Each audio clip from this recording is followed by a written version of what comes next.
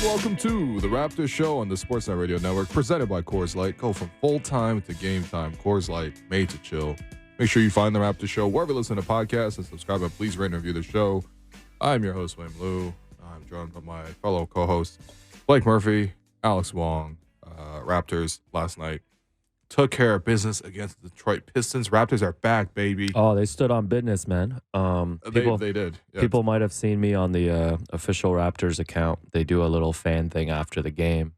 And I didn't know these clips were going to be used, but, you know, my friends, Chris and Adam, recorded me getting hyped to the game. And, yeah, it made it. So, yeah, it was the most fake Alex Wong reaction I've ever seen. Alec Burks, don't you wish you joined the Raps? Yeah, it wasn't hitting the same. Blake, how did the game yesterday hit for you? It's fun. I like games like that where pretty much everyone has a good game. Anyone who was going through it a little bit probably feels a little bit better about themselves and their game heading into what would be a pretty tough back-to-back here with two teams that are playing really well in Orlando and Indiana. I think you need those get-right games every once in a while, and it's Adam Sandler in The Longest Yard, right? It's like, yeah, we would tune up against Appalachian State and run up the score, so everyone feels really confident. I like that. Before, and I've said this before on air, but that was like when I played hockey, you'd go to Flamborough and you'd beat up the Flamborough Flames. Everyone gets their points up. Everyone gets I need their that numbers. jersey as well. Yeah, Flamborough Flames. Can we work on that? I got to work on a Cambridge Hawks Blake Murphy jersey for you too. I like that, man. But yeah, it's good. I think you need these games once in a while, and like it's also important that you don't play down to the level of your competition. If you're going to be a team, if you're going to be a 500-ish team, and you're going to play up to the level of your competition, you can't play down to the level because you're not going to finish 500 if you do that. So I thought it was nice to see them just kind of take care of business, to be on the other side of, like, they had gone 6 of their last 7 being down 16 points or more in the first half. Yeah, it was just really nice to be on the other side of that. Damn, yeah, a lot of great numbers. Obviously, I want to dive into that with you guys. I know you got this in here, Blake. You know, the 44 assists was a franchise record. First of all, this was against the Pistons, which we'll talk about a little later. It's a tough situation over there. Shouts to Dwayne and Monty Williams. 142 points was the third most ever. 7 players scored double figures. 8 players hit a 3. Wow, is that a franchise record? 60 points from the bench. What stood out, Will, watching this blowout? Like, what are you taking away from all those numbers? Yeah, I mean, obviously, it's really impressive to see 44 assists. Like, in any context, it really is. The Raptors ran their typical sets, but I think Detroit's defense, especially watching back, because I really just went back and watched all 44 assists, and my takeaway was just like, man, the Pistons just have no idea how to, like, really play defense. Yeah. Or it's like situational awareness. It's like, okay, Pascal, situation. yeah, they were rising in this case, but you had like Pascal like cutting out of the lane, and that was like fully pulling his defender over with them as if he was Steph or something. Yeah. And then all of a sudden the lane is now wide open for Yak to roll to the basket. Like, that happened like 6 or 7 times in this game. To the point where I'm like, okay, at a certain point you guys got to realize, like, okay, maybe yes, I'm supposed to follow my defender, but if I linger a little bit longer, maybe I sort of deter somebody from coming into the paint. The Pistons just didn't have that kind of awareness. But I think overall, like, the Raptors definitely played a team game, ran their schemes really well, shot the ball well too, which is obviously really nice. I thought, to me, that the standout was Scotty Barnes. He got the first star for me. I know Jakob got the chain after the game. Jakob played really well too. He got second star for me. But I thought Scotty really got them going early. Him with the bench lineup was really, really cooking. Sam, who was it? No, Stanley Umude, who I thought was actually decent. What? Yeah, he was. He had a nice game. He attacks close-outs really well. He was one of only like 2 guys actually trying on defense. Right, and Asar Thompson, who actually, honestly, I was actually really impressed with Asar Thompson. Watching Gary try to like get open against him. Watching Pascal try to post him up. Yeah. That's a strong kid, man. Yeah. Yeah, you're a big Asar Thompson. Yeah, guy. I mean, I like both. They're both like 100th percentile athletes. Yes, the for Thompson sure. twins. Asar looks, and maybe this is just the case of being on a worse team, so there's more opportunity. He looks a little further ahead than Amen right now, but yeah, I mean, he turned the ball over a whole bunch of times in that game and fouled out. But I thought the defense and rebounding, like he's the guy on that team that pops. Yeah. It was funny watching Gary try to attack him in the first quarter, I think, because it's probably Gary's first time ever playing against him. And, Gary would come off a screen and he'd be there. And then, Asar would help off and Gary would have an open three, and the closeout, he'd be right there. And then the pump fake sidestep, Asar would also be right there. Like, he was just there the whole time. So I was really impressed by the rookie, too. But, yeah, I thought Scotty really got them going. I love seeing him, take those threes, too. He 3 threes last night as well. Yeah. Very confident in taking those threes. And I think that just put the whole Raptors team in a mode where it's like, okay, we're going to be up double digits for the next 36 minutes. Like, that's what it was. And it was Scotty who gave them that first lead. So, yeah, he was excellent for me. What stood out to you from last night's game, Blake? Yeah, I mean, Scotty's the headline item. Certainly obviously you shoot 7 of 11 and you knock down your threes. But for me, the playmaking was just unbelievable, especially he's always been a really good transition passer, but the creativity and kind of adding in new tweaks of hey, I'm going to look a guy off and make the feed, or I'm going to take this transition pass and give it right back. There were a couple times he should have had double-digit assists, but he had a bunch of those pass to a guy who's then going to the free throw line. So, you don't get credit for an assist for those, but they really help the offense. So I thought that was great, and I'm with you. I thought this was Jakob's best game of the season, which, is maybe damning with faint praise, and it is the Pistons where you're playing against Beef Stew and James Wiseman, who, man, I know James Wiseman shot well yesterday. I don't know that he's getting a second contract in the league. Listen, he knows how to speak Mandarin, so that's all I'm saying. Well, he'll need it real soon, I think. Get Adam Silver back on the line. Yeah. And then I guess the other thing is kind of what I said is just everyone got a little bit to eat in this game, so I think everyone can kind of feel good. OG didn't shoot well, but he was good defensively, and who cares? You got to play 27 minutes against the Pistons to get your wind back after missing a couple games.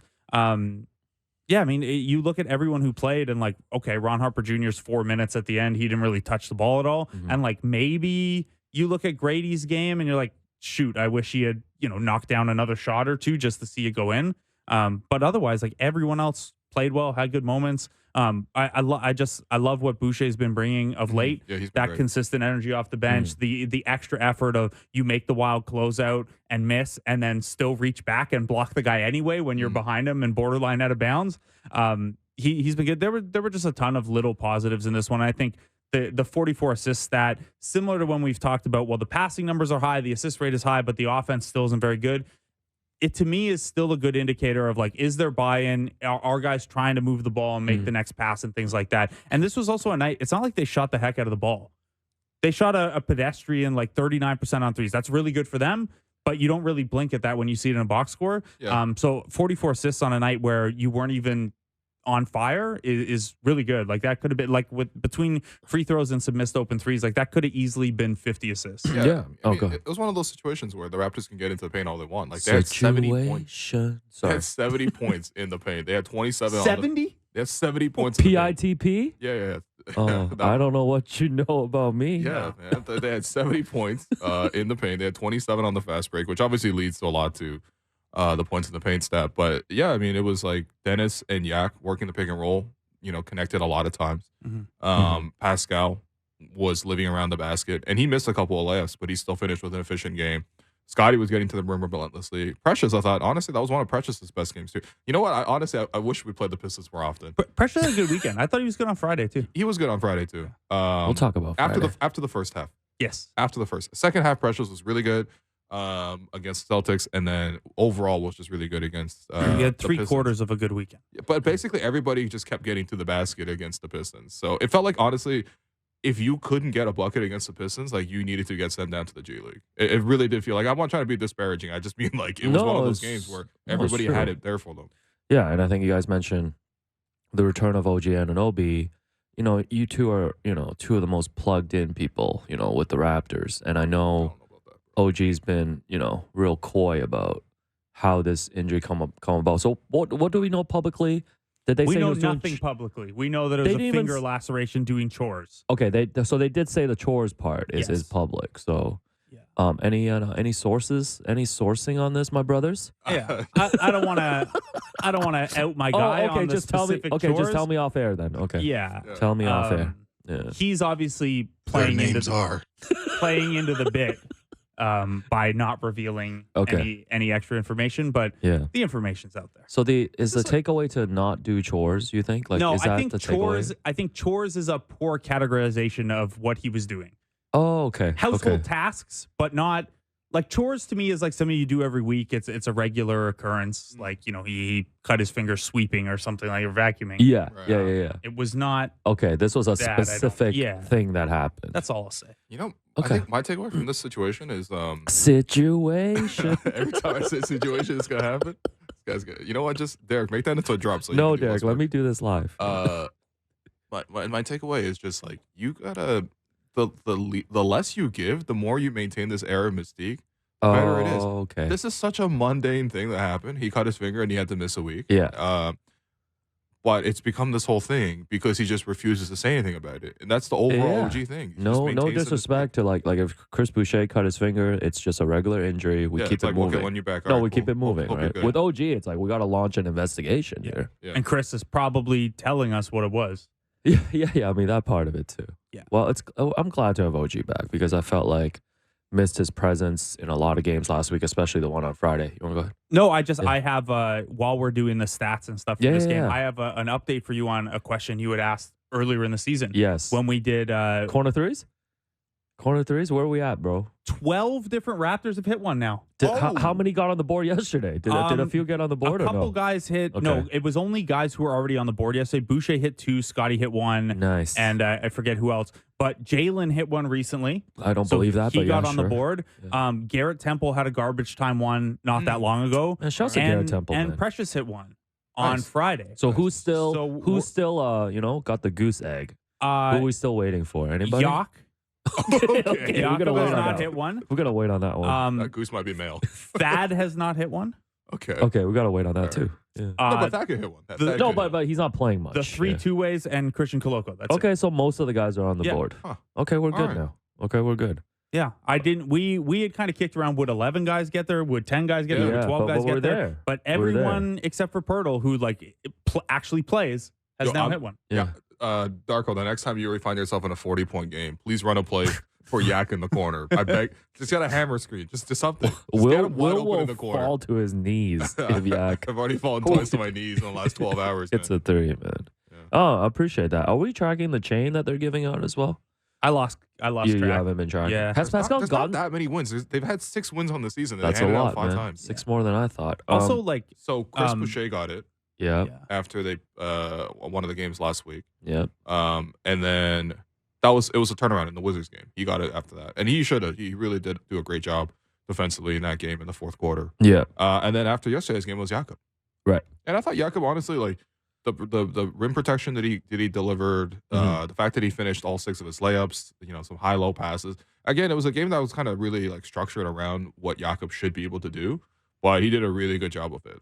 And it kind of highlighted like all the Piston centers like really struggled to do what Jakob did in that game in terms of like playing the gaps right and being good defensively. And look, 16, 10, and 4 with 3 blocks is not like a crazy stat line, but it's all they need from him, right? Like it was just good to see a good hands game from him where, he was catching all of those pocket passes, whether they were kind of the tight ones in at his hip or the ones over the top where you kind of all in one swoop have to catch and release it. And then, defensively, anytime you get a vertical contest where you're getting a piece of the ball and you're not getting a foul, that's that's a plus for your defense, right? Like that means someone got there and you were able to turn it away. And we've talked about the Raptors have done an okay job keeping people away from the rim, but it's been a layup line once they get there. So that was good to see. Yeah, I was watching assistant coach Pat Delaney go on Oh. Raptors Tonight Oh, okay. after the game, which a program that you've been on. I've been on it. And Pat Delaney's your close friend. You guys spoke at Summer League. Sure, we're close friends. Situation.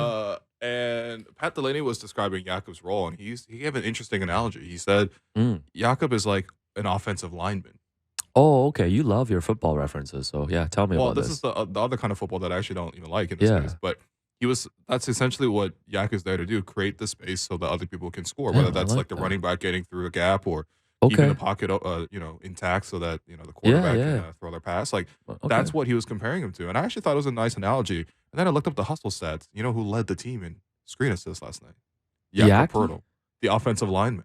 Damn, okay. Yeah. 7 screen assists for Jakob. We need a new nickname for him, man. I mean, I kind of like the Austrian Hammer when Austrian Strizzy does it. Yeah. He doesn't dunk enough for the Austrian hammer. It's like an Austrian like Well, this Stapler. is how nail gun. this is how he gets the corner three, the Austrian hammer play, and we gotta man. take the different meaning. Can we Darko, actually add that ask to the Darko? playbook, Can we please. actually ask Darko next time you guys talk to him? Like, yo, run that one play, man. Like, The next time it's not in a large scrum setting, sure. Pull him aside a little bit. Be like, yo, run that I Austrian hammer. since we had him on the show, I think I've only talked to him in like the big scrum scenario. Yeah. So There was that one famous scrum where you guys just interviewed him yourselves. Yeah. Anyways, great.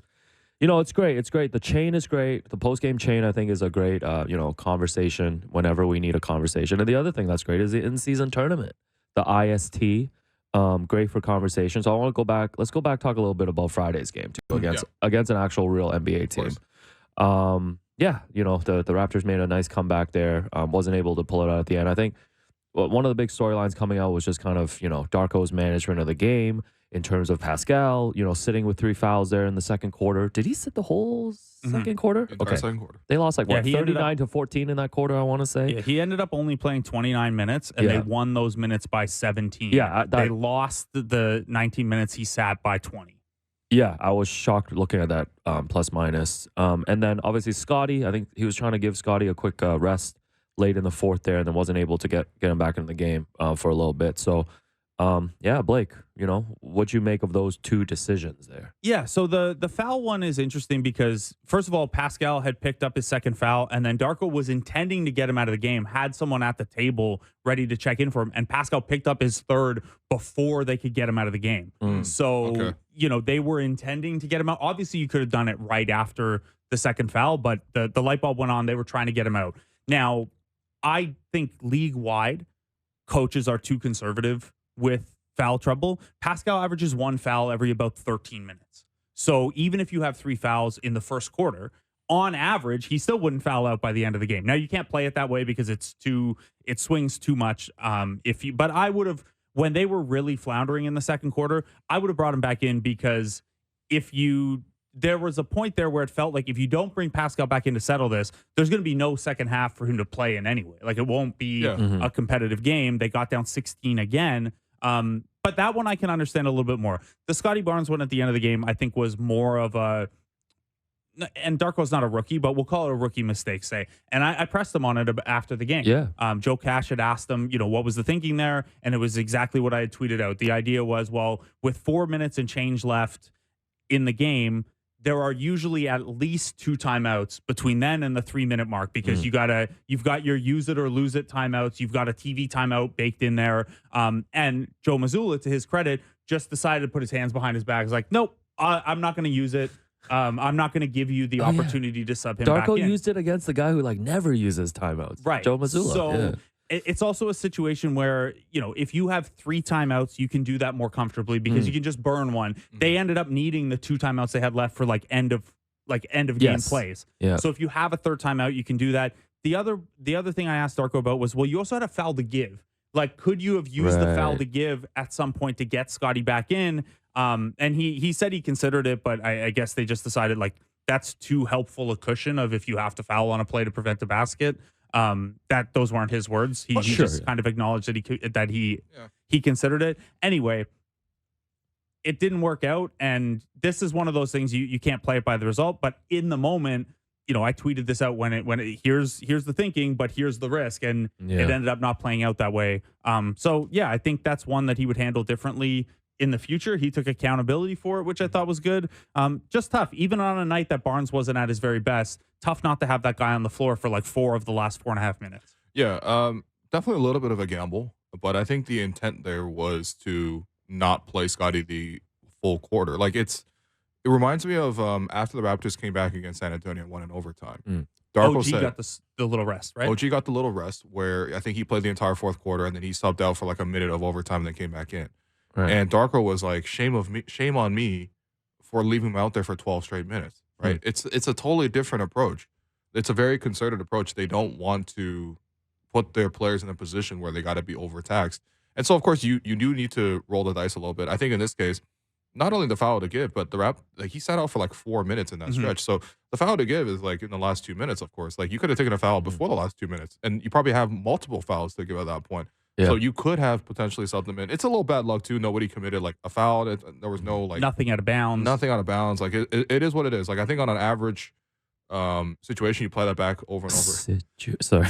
The other thing is, Play it over and again. Yeah. What you're saying is right. Like the OG thing and getting him a breather in overtime is, well, we know that guys like wear down by the end of the game, and like it's a smart approach to try to get guys a breather. And when I say that you normally expect at least 2 breaks in plays before the 3-minute mark there, what I'm getting at is like you could have lost Scotty for 90 seconds of play, but he got like a 6 or 7 minute break with TV timeouts and stuff like that factored in. And that was the logic. Like if you think back, this is an old reference, but like one of the ways I kind of learned about the importance of that is like the Luis Scola year. Patrick Patterson used to be the first sub in for Luis Scola, and he had these monster plus minuses. The team would play way better, and then he never, it felt like, and the numbers back this up, he couldn't hit a clutch 3. And then you look, and it's like, well, every game he's playing 18 straight minutes to end the game because he's a key part of those Kyle and bench units, and then you want to close with him because you don't want to go back to Scola. So, like, yeah, your legs aren't there for 3-pointers at the end of an 18-minute straight stretch. Even if you're a really well-conditioned athlete, it's reasonable that your 3-point shooting fades just a little bit. So yeah, that's the logic behind it. It didn't work out, and it seems, like a little, like I think it was worth a timeout or a foul somewhere there to get him back in. Yeah, I think my bigger thing with that game in Boston was just I didn't agree with some of the decisions that Dennis made down the stretch. And he started that game really strong. He was probably the best player in the first half. He played really well. There's I'm not asking for more than 23 points and I think like 11 assists. He had a really good game. He had like 5 threes, 6 assists. Okay. I don't mind seeing 11 here. Okay. Well, he was playing really well, but down the stretch there, I thought Pascal had it really, really going. He hit a jumper over Tatum. He hit a jumper over Brown. He did a move where he just hit the spin move on Drew Holiday twice to get to a layup. It was beautiful to watch him sort of like create advantages. And I also thought that game was a really good instance of the rest of the Raptors showing the patience to cut and space around Pascal, and Pascal showed good patience to allow that spacing to happen. And then so that when there were opportunities where the Celtics hard doubled, he would find Dennis for 3, or he'd find Scotty for a cut, or he'd find, Jakob for a cut. So down the stretch, I really thought that, especially because it was a 1-possession game, he should have gotten the ball a lot more. I think the last 5 possessions of the game, he didn't touch the ball once. And I think that it's fine if you can generate advantages elsewhere, but there was like a pull-up 3 that Dennis took that I thought was not, in rhythm or really just a good look, period. And another one where he ran a pick and roll with Precious. I think the game was tied at this point. And he ran the pick and roll with Precious, and he settled for a floater from 15 feet out. And of course, he can make that floater, but the percentages on a shot like that, especially with Drew Holiday or Derek White, I forgot which one was covering him, is not going to be that high, especially from that kind of range. So, yeah, I think I had some regrets in terms of just like how the fourth quarter offense was running. Of course, the last play of the game with Derek White getting open for 3, that was also regrettable. Like, what did you see on that? Yeah, so that one, to me, that's a Gary. I know Darko said after the game that Precious is supposed to be a little lower in that action, but Samson and I actually sat there and we watched it back a couple times. We asked Precious about it as well, and what you see is Precious is at the top on Tatum, and they're zoning up the other side. Precious and Siakam are zoning up 3 shooters, and then what happens is Jaylen Brown cuts into the paint to be that dump off option because the post up isn't going anywhere. Now, what has happened there is Pascal follows Jaylen on the cut because the way they're situated, he thinks that's his man. The way that I read it, and Darko and Precious's explanation of what the principles are there, Gary underneath the basket is either supposed to have picked up Jaylen and called Pascal off, or it's his job to X out from the middle back to that corner shooter. Yeah. And if you watch the replay back, he's just standing there. Yeah. And he doesn't box anyone out. He's not in a rebounding position. It's just like, it's kind of like controller unplugged. And you can quibble with the assignments of like, should Precious have been lower, and you trust the long closeout to Tatum at the top. You could question whether zoning up or they should have been in man on that side and just pull Gary out of the paint, trusted your rim protection. That was kind of Precious's thought of like, well, maybe next time you'd rather just like make them finish over your primary defender. Yeah, sure. But either way, they made that decision, and the ball goes out to the corner, and everyone has a man and everyone has an assignment except for Gary in that spot. So I think it's got to be on him to X out to that corner and at least contest. And if not that, pick someone up in case that doesn't go in. Well, I just feel like the Raptors didn't fully commit to how they wanted to guard it because you have Holiday backing down Dennis, which is fine. Like obviously, like Dennis is smaller than Holiday, but Holiday wants to pass in that he situation. mostly wants to pass. And look, listen, if you want to double team him and force him to make some risky passes, I don't mind that. The thing is, Gary floats over from the baseline, doesn't really impact Holiday. Maybe you would say Holiday can't spin baseline because Gary's there, but he's not even really on the ball. And then, yeah, as you mentioned, he doesn't take Jalen on the cut, and he doesn't X out to the corner either. So it's tough. It's tough. The Raptors actually did get Scotty a really good look on the inbound in the play after. I actually, thought the play design there was really nice. But yeah, I mean, it was regrettable. Ultimately, I think back on the Celtics game, and I'm like, the Raptors were a lot closer than I anticipated. They were much more competitive, and a lot of points in that fourth quarter they actually led, and it made me feel encouraged about sort of what they could do. Don't forget that OG wasn't playing in that game either. And I think the bigger thing too is not just OG wasn't playing, but that made another person in the rotation come in and play, like a McDaniels or like a even Grady in that game. I thought both of those guys didn't contribute much. So Yeah, it's a nice bounce back from getting blown out in Boston like the week before too, right? Like much better, for sure. coming off 2 days off when they went into Boston and they just got blown out. And like it's interesting speaking about like the in-season tournament like aspect of it, a couple things specifically with the Raptors. Like I think you were there post game too. Like Darko was talking about how like when they were down 3 with 1 second left after they shot the free throws, they actually decided not to foul because of the point differential. Like go for the steal, not give up 2 free points. We saw around the NBA that night as well. The Bucks got into a heated thing with Charlotte a little bit because Charlotte felt the Bucks were being disrespectful, running up like keeping their starters in late in like a 30-point game. And the Bucks' response was point differential matters. Yeah, in the in-season and also Charlotte is I think it's disrespectful. You're employing Miles Bridges. Yeah, let's and move the on. Hornets themselves are just disrespect. They've been disrespecting professional basketball for years. So the Raptors are now 0-1 in this in-season tournament. Finally got invited. And they've got, what, 2 more games this week? Or in the tournament, right? So tomorrow at Orlando is a tournament game. Yeah. Friday at home against the Bulls is a tournament game. Yeah, so how's it looking like, Blake, right now that we're 0-1 with the -3 differential? What we got to do, win all 3? You definitely have to win all 3. I would probably expect Boston to win out. So then you're looking at, you've got to be, so the way it works, each division, each pool winner will make it on, and then 1 wild card in each conference. So obviously the best record a wild card can have is 3-1, because otherwise you would have won the pool. So you got to have the best differential of the 3-1 teams, assuming Boston wins out here. So you are heading into, so the Magic are 1-1, but they've got a -14. They got blown out in one of the games. The Bulls are already 0-2, so they're probably out of it. Yeah. And then the Nets are 2-1. You can beat the Nets next week and control your own destiny in that regard. But the Nets are +8 in that 2-1. So you've got to, somewhere here, you're going to have to pick up, if not 3 wins, you got to pick up a big plus-minus. And even if you win out,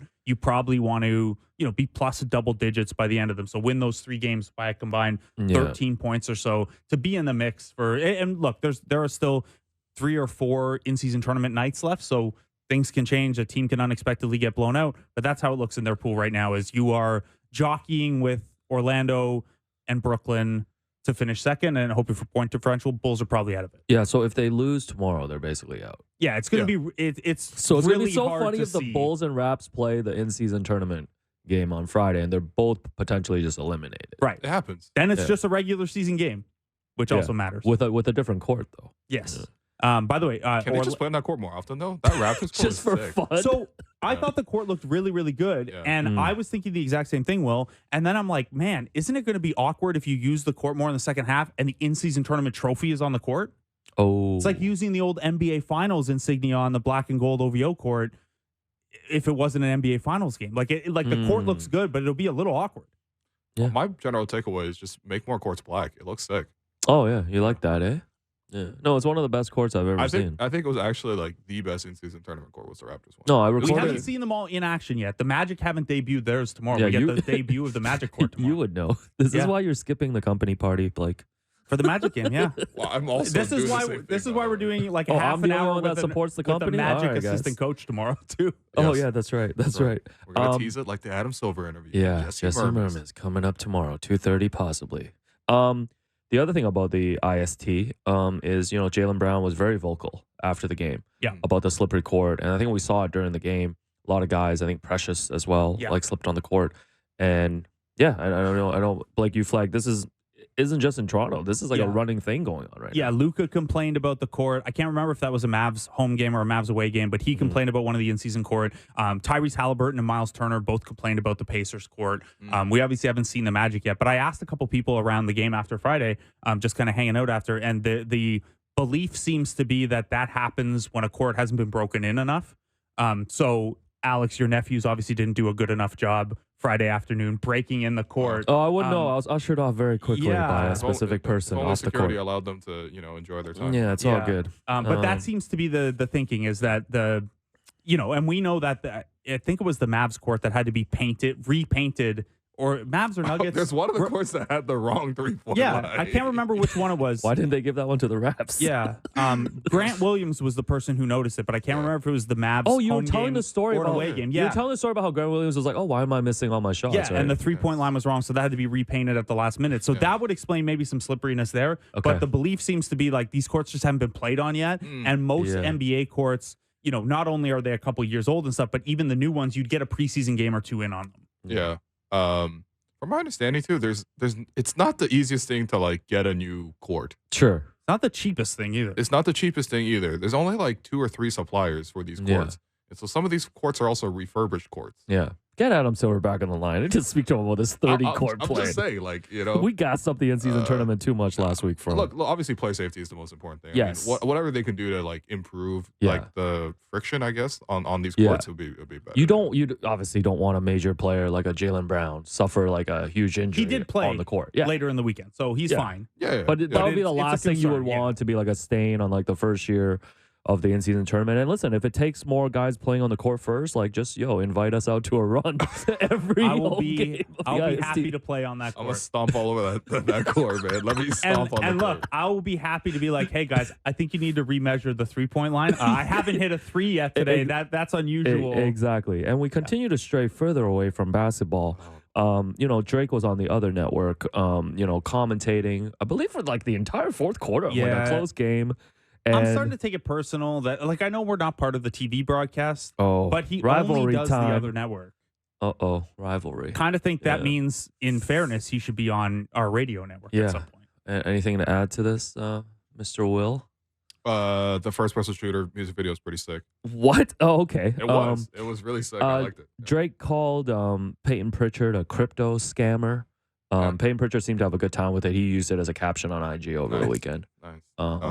That's better than Slim Shady. So yeah, no, it's definitely better. And as we continue to stray away, so Fat Joe was in the building on Friday. Yes. Shouts to Fat Joe. Shouts to Terror Squad. He might need a rebranding. Yeah, Slim He's Joe. Just like kind of thick Joe now. Mike Gentili Jr. Yeah. Like Chunky Joe.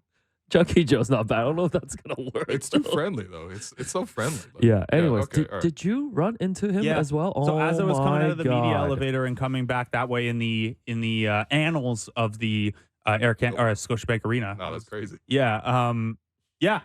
His crew was like leaving, and he like kind of turned without looking and gave me a little elbow bump. What? That's when he said he liked dick at the draft, I believe. He really does, because he really came to see Grady. So you bumped into him. Yeah. Lee bumped. He physically bumped into him. I purposely left to go downstairs early to camp out in the tunnel to catch Chunky Joe, and then here's the question: what is obviously we know Drake is off limits. Barack Obama, when he rolls up with Messiah and Adam Silver, is off limits. Yeah. Other celebrities that are a little bit below there, like, could you ask for a pick? I wasn't gonna be asked to flick up. I just wanted them to know, like, yo, you're one of the all-time greats. Like, I just want to show my respect. Name your favorite Fat Joe song right now. Fat Joe's song? I know his whole albums, man. My favorite album is Don Cartagena. You don't know John Blaze? I guess here's the move. Is you go down and you grab me or Will or JR or whoever. Yeah. Like, hey, I'm going to go say something, Fat Joe. Get your camera. Yeah. No, so then it's candid. I don't mind the flick, but I also just wanted that moment. Yeah. So then I'm waiting in the tunnel and Drake walks by. I'm like, I could care less, man. He's here all the time. And then I'm waiting. He is, man. He was only there for the fourth quarter. Drake walks by. I'm like, oh, that's cool. Yeah. Where's Joe? Joe's not there. Yeah. I go in the media room to do the Darko post game. Why would you go do the Darko post game? Because I already waited there for 5 minutes. And like even what were you gonna ask Darko? Mike Roach? I've never heard you ask a question. Yeah, I only do one-on-ones for books. Prehistoric will be paperback December 5th. Everybody, but Mike Roach was like, yeah, I don't think I think Joe left. Like he probably left through the back and something. And I was like, all right, cool, I'm out of here.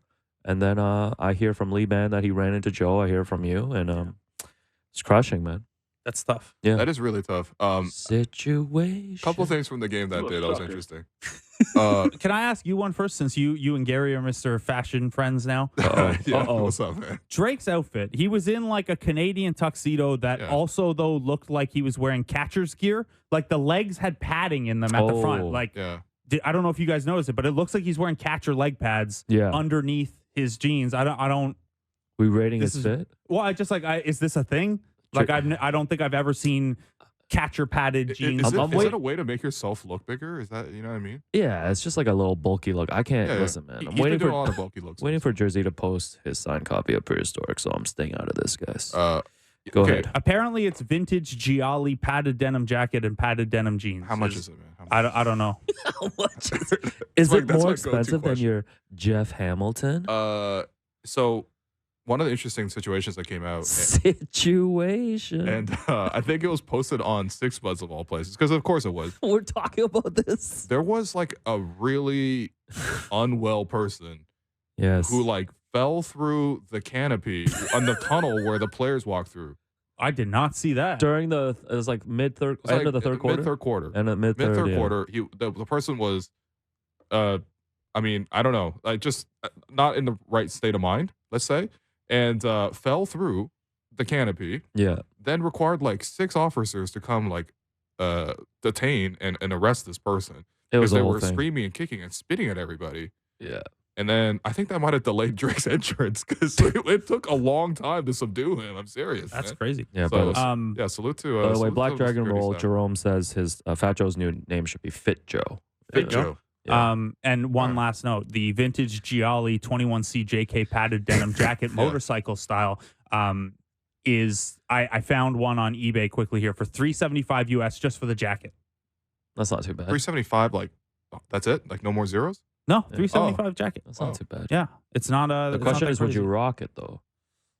I mean, yeah. Okay, Mr. Columbia Camel. Anyway,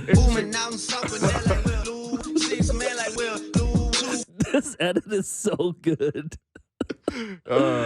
Anyways, I believe we're supposed to go to break. Yeah, we're gonna go to break, but interesting 2 nights at Scotiabank Arena over the weekend. But Situation. we're gonna take this break. I've been your host, Willow. You've been listening to the Raptors Show featuring Usher on the Sportsnet Radio Network. Welcome back to the Raptors Show on the Sportsnet Radio Network. I'm your host, William Lou. Still joined by Alex and Blake. Big shouts to producer Derek. I know on the podcast version you only hear the generic Raptor Show intro music, but when you listen live, you get to hear some of these classics, man. That dirt after shoulder. I saw Alex lose $50 to that song yesterday, so good for you. It was actually to Encore, but yeah, it's fine. Oh, my bad. That's the guy who did some features on the Linkin Park album, right? Oh no! Oh no! To America. This is why we'll be calling Blake Countryside Mamba in the 4th segment, to be explained. Yeah, it was good, guys. It is very amusing to me though that like that Collision Course EP, which is like good and fun. Like there are probably some people who were introduced to Jay-Z. Oh yeah, for through sure. That Collision Course EP, for sure, because they were just like hard into early OOs. Alt rock. That's amazing. The inverse actually happened to me. Like that's how I got introduced to Linkin Park. Oh, that's amazing. Which is crazy to me as someone who like looks like me and grew up at my age. Yeah. Like, yeah, that's wild. But like, are they named Linkin Park because of the park in Chicago? That's a. They used to be named Hybrid Theory, I believe. Derek is just in my ear telling me. Yeah, I mean that's the name Mike of their first album. So they're not from number 4 pitcher for the San Francisco Chicago, Giants. so that'd be a weird one. Yeah, we'll figure that out. What was I going to talk to you guys? Park's nice in Chicago, by the way. Go to the north side sometime. Yeah. This guy goes to Chicago for 1 weekend. Go visit the Bean. Per blog TO, Raptors were asked at the Rap City Social, for which Will Lou was in attendance. Not as media, to be clear. I want to make it very clear. This I did not go as media. Yeah, AC you can't fan go as media. This was AC fan flight, Will. Hey, I got flown out in the building. Shouts to Kalani. And a lot of the Raptors staff, coaches, players were asked about their favorite restaurants. And I feel like we do this every year. Darko listed Pie, Shouts to everyone at Pi as his favorite restaurant. By the way, Scotty did you- OG Popular Precious. spot last night. Yeah, right? Scotty OG Precious. I think Christian Coloco was there as well, celebrating Grady Dick's 20th birthday. And at Pi. Garrett Temple I was there with his believe you wife. can see Garrett Temple like in the cut in one Okay. in the back of one of the photos. Like Yeah. like there is a like dad in Yeah. a suit in the background, and I'm pretty sure it's Garrett Temple, Yeah. but it's a little fuzzy. No, shouts to Jeff, Chef Nui. Shouts to Chef Noe, man. Do they You know. still have like because I remember like years back they had like Raptor themed names for some stuff on Yes, their they menu. still have them on. Okay. The drinks are all Raptors Okay, like cool. theme names, which is pretty cool. Yaka Portal. Anyways, Scotty Barnes also listed. Wow, Cactus he just Club. blew right by it. Just curved him. Scotty Barnes. Sorry, kind of on tilt from poker yesterday. Scotty listed Cactus Club in his top 3. Yeah. Also Harbor 60. So yeah, your usual suspects are there, guys. Thoughts? Big fan of Pi. That's all I'm gonna say. Big fan Do you of think they Pi. got the back room, the secret private room? The one that we got. That's not With what I meant Ronnie to ask. Chang? But yeah. No, I mean, look, listen, they definitely do take care of the players. I'm happy that the team went out for Grady. Grady only turned 20, man. know. That's unbelievable. What were you guys doing at 20? I was at U of T, just like, not going to classes. Which Yeah. U of T? I wanted to like go to space. UT Scarborough. Shouts to the that's right. BBA program. I was at Queens, in capitalism camp, business school. Yeah. Yeah. It was probably around when I was actually like starting to write for the first time. Nice. What about you? You were in China or? No, actually, I'm asking. No, it's not in China, man. Oh, okay. You came over when you were like 7, right? Yeah, I came out when I was 7. 7. Okay. Situation. I was a master. I was doing economics, so I think we actually were all in the same vibe The here. Big Mac. Yeah. Yeah. Anyways. Having a terrible time. This I'm is gonna- a lesson to all the kids out there of just like, go to school to get your backup plan, but Yeah. don't do anything in media or sport media apparently, and you can end don't up need- on you mostly a don't need to. national NBA TV and radio show. Sorry. Yeah. Shouldn't have said it Anyways, out loud. we will be supporting the journalism program at TMU this Saturday. Sportversusmedia.com. Oh, Go yeah. get your tickets. I've been modeling my different rotation patterns for Yeah. against you guys and stuff. Yeah, speaking of bad teams, we're talking about the Detroit Pistons, losers of 11 in a row now. Mhm. And Kate Cunningham had some comments after the game yesterday, basically talking about, he said, quote, "We got to be realistic about the situation. It's hard to just be like, we're good, you know what I'm saying? Because we're bad. We have to address that. We're not good, what we're not good at, address it with not only words, but on the court and in the huddles, called it unacceptable. Called the energy Yeah, unacceptable, and said that we're the youngest team in the league. We should be scrapping and clawing for everything. So, yeah, man, our Pistons, were they supposed to be this bad this season? I thought they were picked by people to like maybe take a step. No, I thought they would be. I thought that the jump they were going to take was from awful to regular bad, and they have gone the other way. Now they've dealt with some injury stuff, like Durant is out, Bojan, Joe Harris. So like they're two like. Other than Alex Burks, the two guys who are supposed to play like vet minutes and connect things and stuff and be the adult in the room, they haven't had a couple of those guys. Durant's a big loss. Killian Hayes being out is probably a positive the way he had played. But like they're missing your guy, the count of Monty assist the TO. They have Monty Morris. Yeah. Get him to the Raptors, man. Holy. But yeah, they One are second round pick. That's all I'm getting. they're really bad. Yeah. Like that is one of the most like unconnected performances that I've seen. And like it's not only this 11-game losing streak, they had 2 11-game losing streaks in the second half of last season. Okay, so this is 3 times in the calendar year 2023 that they've been on 11-game losing streaks. How is that possible? I man? thought Cade being 3 back 11-game losing would streaks. be a plus. I think Cade has to wear some of this. He's had good numbers this year, and I thought he played really well yesterday, given the defensive attention the Raptors paid him. Yeah. But like he's shooting poorly from all over the floor. He has the worst like kind of on-off impact metrics on the team. He's just not driving winning for them yet, and that could be okay. Like really, this is his second season because he only played a couple of games last year, and that takes time at the point guard position. But I think he's got to wear some of this too. Like this is supposed to be his team at this point, and year 3 in that room and in that franchise, that falls on you as much as anyone. So yeah, it's hard to see the path, man. Because I like Cade, I like Asar, I like Jalen Duren, but like that's not enough, I don't think. And I like Marcus Sasser too, Amude, but like these are guys like Marcus Sasser. If these are like your 6th, 7th, 8th players, yeah, that's cool. Like if this is the bench guys for the Nuggets or Pelicans chipping in around the edges. They're not the pieces that are like your A1 pieces you're building around. So I don't know, man. I think they're like a long ways away still. Yeah, I was a little worried last night just because, like, okay, this team has lost 10 in a row. Like, they're probably desperate. They might catch you sleeping on a Sunday, and they might get some confidence early and make it a game. I was wrong. Like, it was the other way. Like, the Pistons just didn't care at all. Like, there was the effort. Just forget the execution. In a way, the effort was missing. Yeah. Raptors got to almost every 50-50 Why ball. is 45-year-old Alec Burks like the energy guy on your team? Like the guy who is making small plays and hustle plays? Has Alec Burks been on a good team ever? I feel like Knicks, Jazz? yeah. He has made the playoffs 4 times in like 100 seasons in the league. Put some respect on Burks. But regardless, 13 seasons, he's made the playoffs 4 times. he's been in the league 13 years. Good He's for the him. most nondescript like player of this generation, but he'll. Well, he would feature off the Raptors bench. I'll be clear. But I mean, no, seriously, like that team just doesn't really play like serious basketball. Yeah. It reminded me of those like Houston Rockets of previous years ago where the Raptors, like, there's one game where the Raptors ran a full court press on them the whole game and they turned over They're like, 11 I don't know times. what any of this is. Yo, but it I'm was really literally scared. like a high school game. And like it's look, they're rebuilding. They're in a long path back. Everyone understands that the teardown is going to take a couple years to come back up. But like, Dwayne Casey was there because he is a culture setter, right? Like that's what he did so well in Toronto. That's what he was supposed to do in Detroit. I'm not putting this on him at all. But Monty Williams comes in as that coaching change, has one of the highest coaching contracts in the league. Like they did that because they thought they were going to be ready to. Yes, Monty Williams is a great culture guy, very well liked guy. Yeah. But they were trying to take a step forward in terms of we're actually going to win some games now as well. And again, acknowledging the injuries and stuff. That game yesterday was not a Jalen Duren and a Joe Harris away from being competitive. This team at 2-12 is not a Monty Morris away from. They have Joe Harris too? Yeah.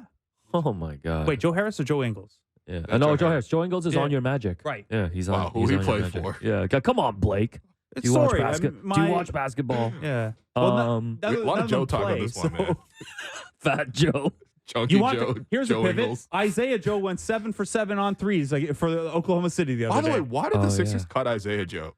Because Daryl Morey's overrated. No, because like he's a guy, man. Like he could really. No, he's definitely a guy. Really go. Well, you guys are gonna have a longer conversation about this. We're gonna have Jay Skeets from No Dunks join us after the break. But yeah, a couple minutes here, maybe tee up a little bit of the OKC Thunder. I know you're gonna talk to him about Shea.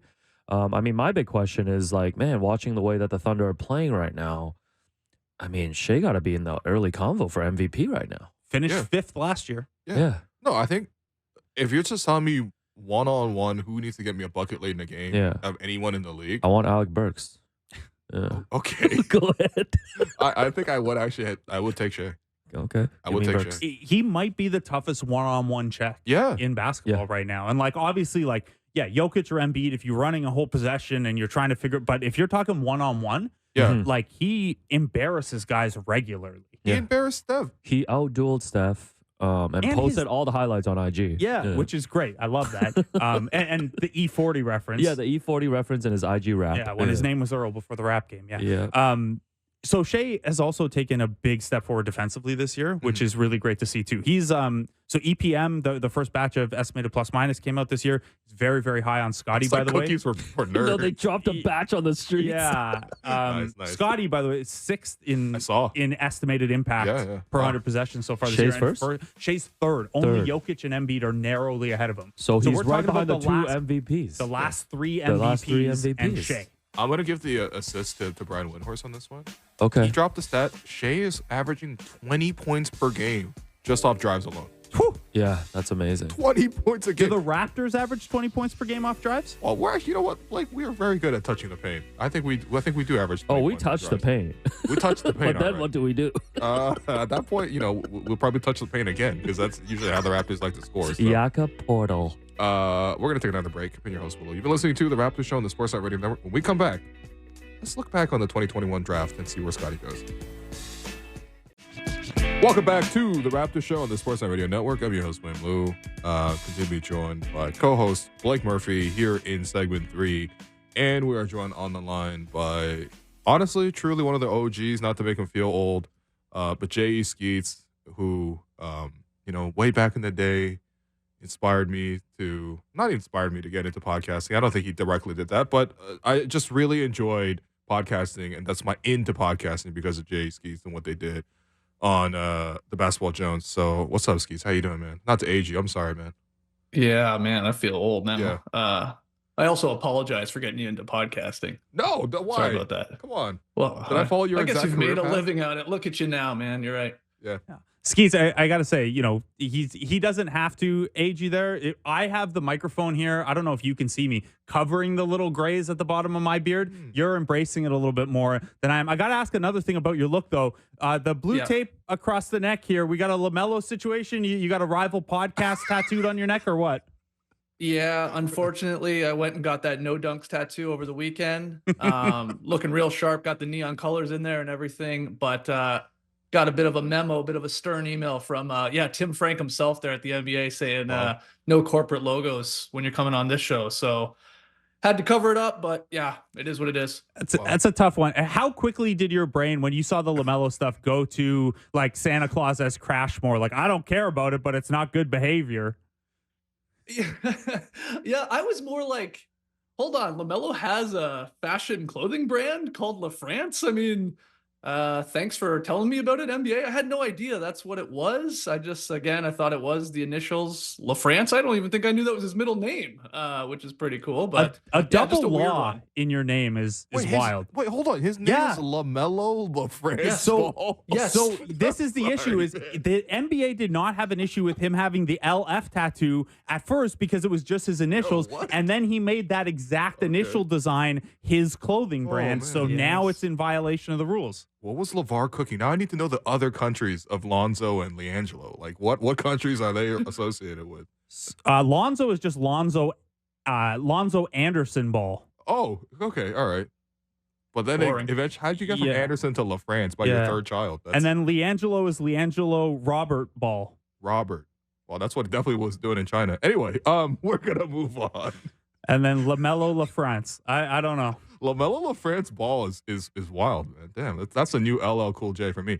Okay, so Skeets, I was watching the match yesterday between the Raptors and the Pistons, and obviously Scotty versus Cade, same draft. Cade went first overall, Scotty went fourth. And then I was looking ahead to the week, and the Raptors will play the Orlando Magic, which obviously have Franz Wagner, they had Jalen Suggs, another two guys from the 2021 draft. And I just thought about the latest EPM rankings dropping, and Scotty being 6th overall in the whole league, not just in the draft class.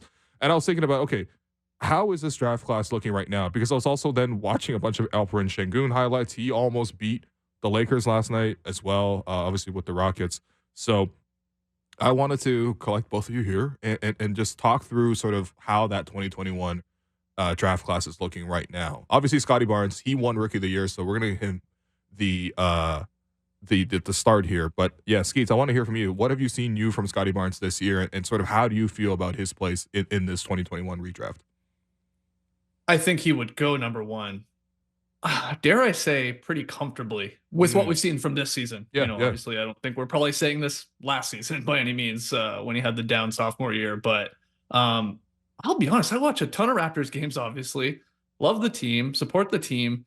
And even I, in getting ready for this a little bit, was looking at Scotty's numbers on the season going, whoa, I didn't really realize they were that great. 21 points per game, basically, round up a bit, 9 boards, 6 assists. Like, giving you the defense too, so he's doing everything. I think he goes one. I think when you redraft this, it does feel like there's 5 or 6 really, really still talented players. Yeah. And I know Cade going number one in the real 2021 draft, that's the big question with him right now.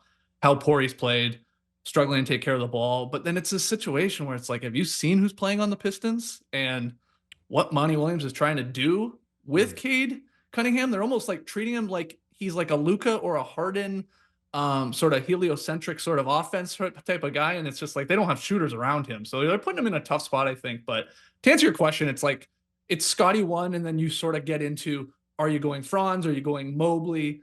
Or Şengün is right there in the mix as well. So that's a tough one. I don't know if Blake, you got to take on that. Yeah, I mean, look, we'll reference the EPM, and for anyone who doesn't know, that's kind of our preferred catch-all metric. You shouldn't use any catch-all metric as a argument ender, but it can be a helpful guidepost, and it shows Scotty as the 6th most impactful player in basketball so far this year, and number 1 on the defensive end. And when you sort by the defense, it gets interesting really, really quickly, because obviously Evan Mobley came in as certainly a well-rounded prospect, but it was like instant defense, right? Like, he is obviously going to be a defensive anchor, and it's been hard to parse over his seasons. He's obviously very good, but because he plays so many minutes next to Jared Allen, and the Cavs defense tends to drop off pretty significantly when Allen's not there, how much is that? But this year, at least so far, Evan Mobley grades really well on that end. He's in the top 10, again, with this list that Scotty's number 1. And then Jalen Suggs is in that top 10 as well, which is kind of wild, but like a part of, the Orlando obviously had 2 lottery picks in this draft in Franz Wagner, who, hasn't taken a step forward this year, but still really, really solid. And then Jalen Suggs, who, along with a resurgent Jonathan Isaac, is kind of anchoring the number 1 defense in basketball. Right. So I agree with you, Skeets, that I think Scotty would be at the top of this. And then you're getting into, well, Mobley's shown a ton defensively. Cade still obviously has the upside you thought about. And then some of these guys, Jalen Suggs, still a very good defender. Do you believe his offense will come around? Franz Wagner, the other side, do you believe he can be enough of a defender? Alperen Şengün, is this real? Is he super Enes Kanter, or is he not going to be able to defend enough? Like, there are some. Oh, come on, he's easily better than Enes Kanter. Yes, I know it's shade for the sake of our argument, and just because I know you're a big Alperen Şengün guy, Will. So, Skeets, I'm with you on number 1. Beyond that, though, I really do think the rest of our discussion here is going to be eye of the beholder. Yeah. I mean, look, listen, I think I agree with Skeets. Like, he's going to go number 1 for me. It's the contributions across the board. It's the fact that he's up to 40% shooting from 3 on the season, taking over 5 per game. It's the fact that, you see him lead the group a lot of nights. He is the one who is dragging the Raptors along. Like, he is definitely the number 1 reason why the Raptors have won 6 of these games, is because of efforts like what he had against San Antonio. Efforts like even yesterday, like, again, low key, like, whatever, it's just the Pistons, but he was the first guy to get the ball rolling for the team, and the rest of the group followed. Mobley was 2nd in Rookie of the Year voting that year. It was very close between Scotty and Evan, to the point where we ran some propaganda programming on this show to publicly pressure voters into voting for Scotty. Anyway, so Evan Mobley's at 16 points per game, 10 rebounds, 3 assists, about a steal, 2 blocks per game. Still shooting 56% from the field. I realize his 3-point shooting is really cratered. He's down to 14% from 3, and he basically doesn't even take 3s anymore. And then whatever, he gets the foul line a decent amount, and shoots 72% there. But yeah, Skeets, where are you at with Evan Mobley? It feels like everyone's waiting for this offensive leap to happen, where he becomes like the next Tim Duncan, the next KG, and I haven't seen it in at least 3 years. Yeah, I agree with you. I haven't seen it either. You see flashes maybe every once in a while, but not enough to like sustain over an entire season. For him to be like, you don't look at him and think like that's the hub of an offense. But, defensively, yes, plays his part on that end. He doesn't really hurt you all that much. You point out those 3-point numbers, sort of tough in today's game, especially him at the 4, that he doesn't give you anything in terms of stretching the floor. Maybe that's something he gets more comfortable adding to his game, to his as his career goes on. It's very possible. We've seen guys do that. But yeah, I don't think it's weird. I guess I'm more in love with other guys sort of ahead of him. Still because of potential or even what they've done. Like, Şengün is the real, like, is this legit? We've seen this for months at a time though. Now it feels, the more I see him, like you said, you brought up the Lakers game, he was putting LeBron in the basket. I mean, they were going to him down the stretch. He had 2 huge like hook shots inside in a really entertaining Lakers Rockets game last night. So it feels legit to have him sort of in that top 3 or 4 if you're redoing this. I mean, Giddey is still here. There's still Trey Murphy III. Everybody forgets about him because he's injured, but he was really good in his 2 years. I'm a big Jalen Johnson fan. He's finally getting a chance here in Atlanta. I really like what I see from him. So, yeah, again, looking at this draft, I was like, man, there's some really good players, even when you start getting into like just like pure scorers like Cam Thomas and maybe Jalen Green and stuff like that. So Herb Jones in there too. Yeah. As a 3D role guy. Yeah, for sure. It's a good draft. But I think I go It's the difficult part is Cade to me, because I know people are ready to give up on him, and I know people also think the injuries to him. He wasn't like coming in as a super athlete to begin with, and then he sort of zapped maybe even a little bit more because of the injuries. But I still sort of believe. I just think he's on such a brutal team that it can sort of drag him down, his appearance down, if that makes sense. Like we've seen this with other players before, be it Booker and Fox, and like it happens a lot, and people are ready to write them off. And you're like, hold on, once he gets a real team around him, they are probably special players. But man, I'm in love with Şengün, going really high in a redraft. I'll admit, like a top sort of 3 type of guy. I agree with you on Cade. It's funny watching Cade last night, and I'm like, he plays with the poise of a veteran. And I was like, nah, he just plays like a veteran. He plays an old man game for a guy who's like 22 years old, maybe. But like that's kind of how he operates. I agree with you. Like the skill set, when you watch him, like it definitely feels like it passes the eye test. That's one. It's like really weird when you look at his PER, for example, and his PR is like 10. His PR is literally 10.4. And whatever, that's obviously a bad catch-all metric to evaluate him on. But it does kind of suggest to you that there is something that's missing in terms of the impact. I will have to say though, like as one of the young stars that you do expect these young stars to sort of lift a poor team around them. We see it all the time throughout NBA history. It's like obviously lots of top talent gets drafted to terrible teams, but they eventually turn around that terrible team and give them that structure, give them that identity. I don't get that sense from Cade though. And I know that the team around him was not good. Like, I'm not blaming yesterday on Cade. I'm not even blaming this 11-game losing streak on him. But eventually, he will have to get to that point where he does lift that group. Does he do that offensively? I think he probably has that potential.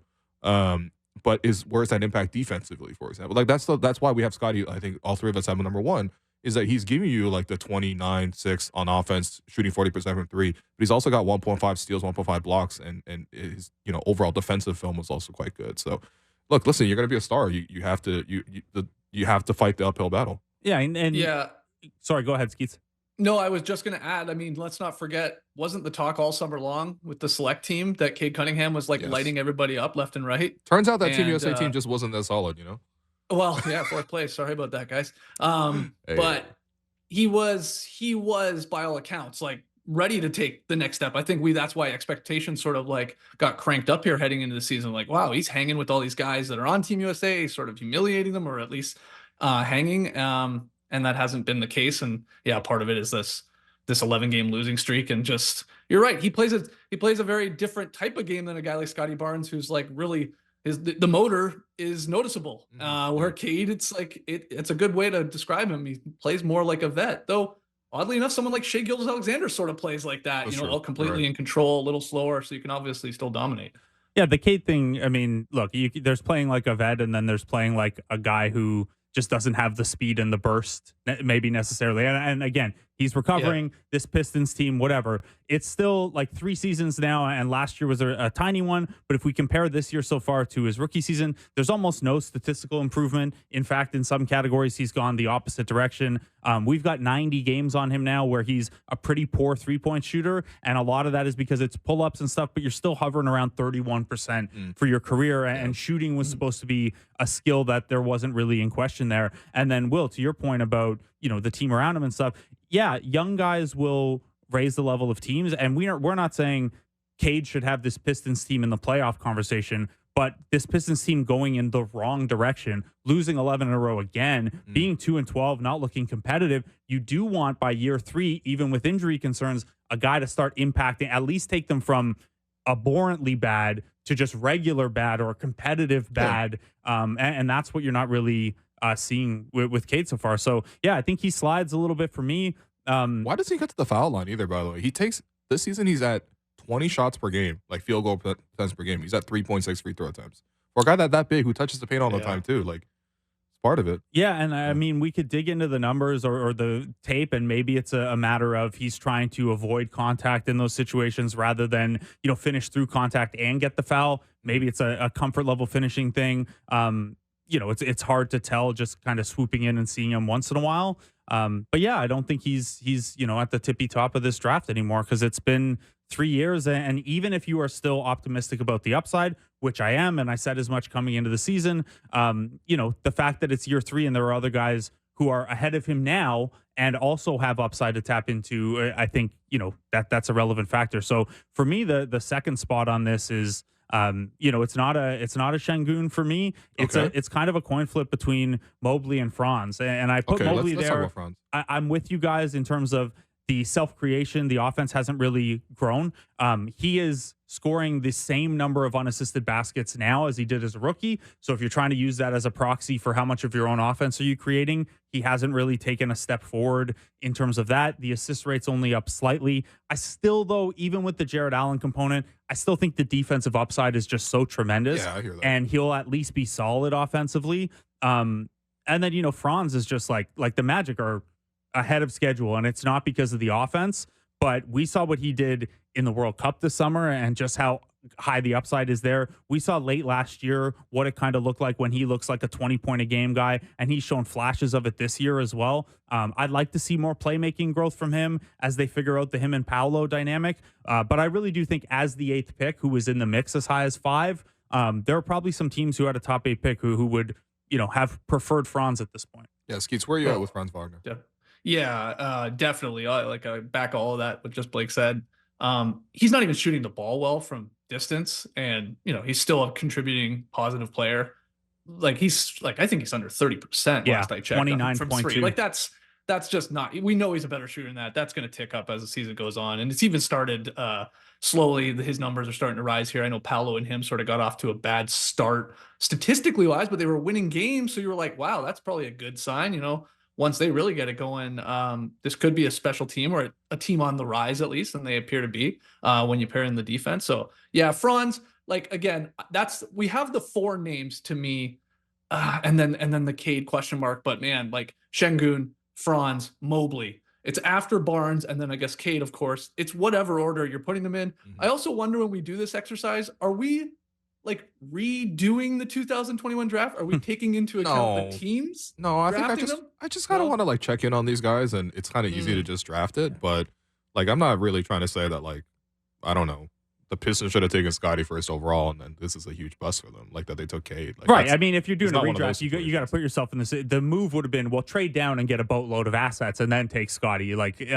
But yeah, we're just kind of checking in on where these guys are at now, and it's a. This offseason will be a really relevant time to check in on that again, because all these guys are going to be up for their rookie scale extensions in the summer, and you kind of need to know which of these guys is a max guy by the end of this season. So it's a pretty high leverage year for guys like a Cade, like a Jalen Suggs, who again has been really, really good defensively, but still hasn't shot the ball yet. Is Orlando going to close to max him and Franz? Is there a crunch there? This is a really important year. Your third year is kind of your biggest year as a rookie scale guy. Yeah, we haven't really talked much about Suggs, who was obviously picked 5th in this draft. One thing watching Suggs, sometimes I watch him and I'm like, did they just essentially take an Alex Caruso clone at 5? His game does remind me a lot of Caruso, super physical, super aggressive as a perimeter player, can guard up, very disruptive, gets steals, and then he just plays with an overwhelming physicality. Mm-hmm. I think maybe that's even just him being a football player, although he was a quarterback, so not imagining quarterbacks running around and tackling people, but still that's when you watch his game. It's overwhelming aggression and pretty effective defensively. I like his energy. There's just not a lot of offensive upside to me watching him right now, and I don't think that's context dependent in Orlando. I think it's just it's a skill issue for me. Yeah, that's when you get into is that a top 5 pick type of guy? Like you just said, it's right. Okay, he's great defensively. We can probably find a lot of guys that can contribute on that end, play hard, obviously get into it on that end. But is he ever going to turn into a lead sort of point guard or a guy that can facilitate and score and all that? I don't think so. And it's still so early with all these guys. Sure. They maybe find their way to another team and suddenly they blossom into a different player. But for the most part, what you've seen is what you're going to get. And I think that's where he's going to struggle. And if that's the case, then he better be one of the sort of ball hounds in the league and an elite defender, because that'll keep it'll keep him in the league for a very long time. Yeah. And there's nothing wrong with that. Right. Did we get proper room for Şengün?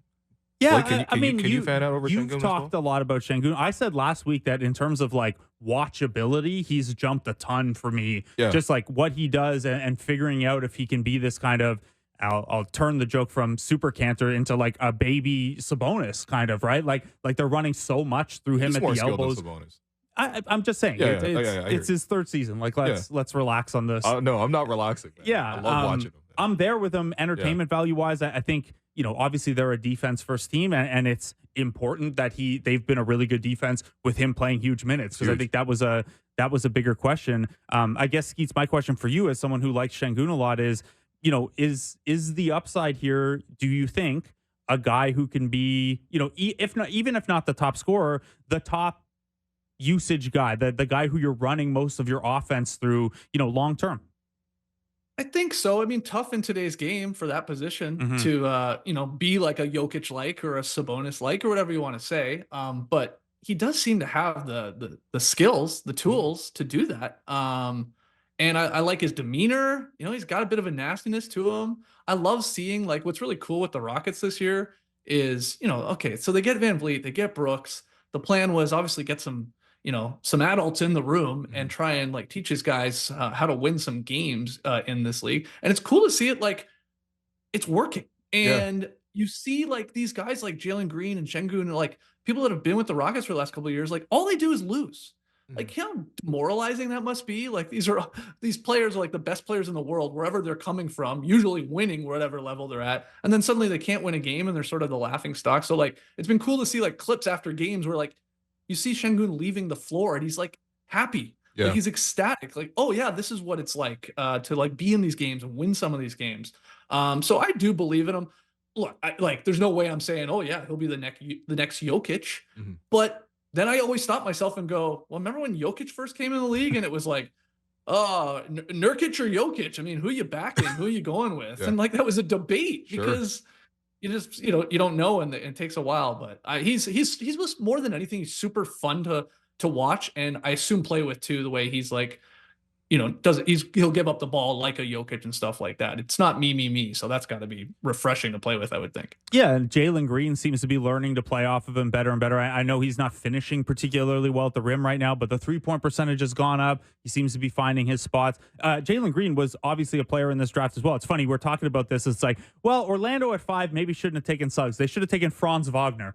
And the Rockets at 2, maybe they shouldn't have taken Jalen Green. They should have taken Alperen Şengün. And look at how it works out. But what have you? I mean, you've obviously watched a lot of Rockets for the Fred, Dillon, Şengün components. What have you seen from Jalen Green? Numbers down a little bit from last year just because of the team context, but I'm liking him a little bit more. Are you as well?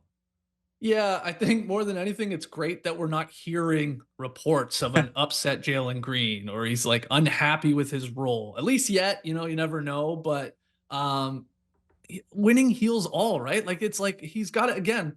He must at least be enjoying this to some extent. Yes, the numbers are still there. Maybe his usage is a little down and all that because of Fred and Dillon, but he is still playing. He's contributing. I think he's going to, he seems like such a streaky player to me that, when he's on, this guy's on fire for a couple weeks and he'll be flirting with 40-point games. And then he falls back to earth and sort of, like, can have some bad shooting nights. I think that's just going to be the type of player he is his entire career. But yeah, I've been impressed enough that he's, like, at least finding a bit of a role with a team that was completely overhauled from the coach to, like, obviously the leaders on the floor. And he probably is embracing it because, hey, it is at least turning into some wins that we haven't had a lot here in Houston since I've been there. Yeah. I think the key with Jalen, and it was known at the time of the draft too, it's like you're going to need to see growth in his secondary skills. I think it's pretty clear he can score. Like, he's not like a takeover kind of scorer just yet, but I think in the future I wouldn't be too surprised if he was able to grow in that direction. But it's, can you guard and can you play make?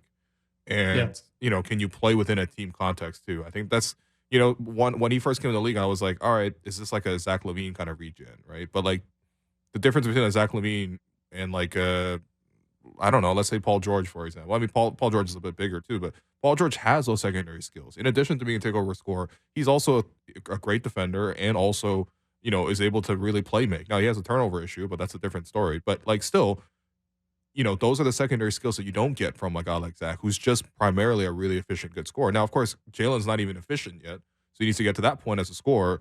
But then where's the defense? Where's the playmaking to come out of it? I mean, he's young. I think the thing that Skeets is pointing out too is so key, right? Like, when you're developing players, like, you want to make sure that they're, like, getting their contributions and getting their minutes within a competitive and ultimately, hopefully, a winning context, because that changes so much. It gives you so much clarity in terms of what you need to do. You go to the playoffs, you see how teams cover you. Now you know what you need to work on the next summer. If you just lose 30 games, or if you lose like 50 games a year, no one ever prepares against you. No one really puts out the game plan against you. No one even takes you seriously. Then, like, what are you ultimately doing? Like, yeah, you probably end up gaining some skills just based on experience, but you don't even know what you're doing most of the time when the games actually matter. So, yeah, it's a tough way to develop, and it's why, you know, you see, obviously the G League is not a perfect example, but often you look at the G League playoff bracket, and it's a lot of well-run NBA teams who are also prioritizing winning at that level as a piece of their development. Jalen knows that well. He took the Ignite to the playoffs his 1 year there. 905 knocked him out. What are you going to do?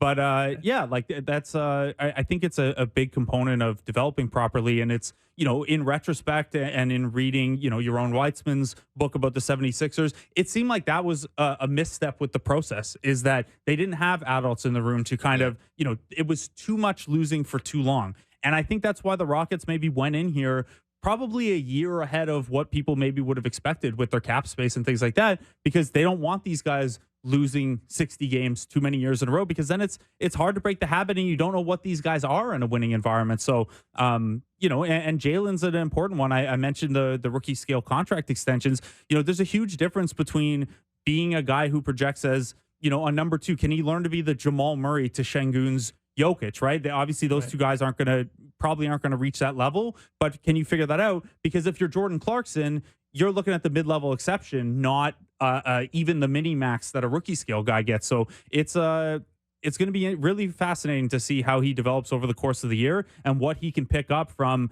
you know, a guy like Fred, who's had to change his role around different players a lot. A guy like Dylan, who, you know, was kind of on the opposite end of this, of you need to develop your primary skills enough that we can keep you on the floor.